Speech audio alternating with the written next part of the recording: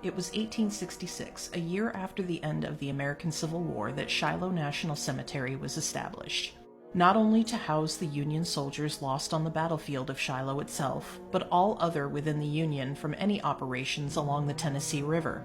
It wasn't, however, until 1889 that workers began building what started as the Pittsburgh Landing National Cemetery, which we now know as Shiloh National Cemetery today. It was in the fall of 1866 that the grim task of disinterring those lost to the Union war effort at the Battle of Shiloh began. Workers had the unenviable duty given to them of disinterring the dead from over 156 locations on the battlefield and 565 more locations along the Tennessee River to bring them here for proper burial and tribute.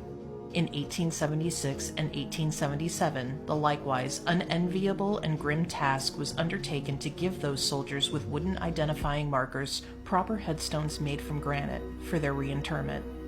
Sadly, of the 3,584 Civil War dead interred here, 2,359 of them are unknown. These men were given shorter granite head markers with just a number. Today, Shiloh National Cemetery resides tucked behind the bookshop of the Shiloh National Battlefield Park. There's ample parking and a visitor's center, and I do encourage that if you decide to visit Shiloh,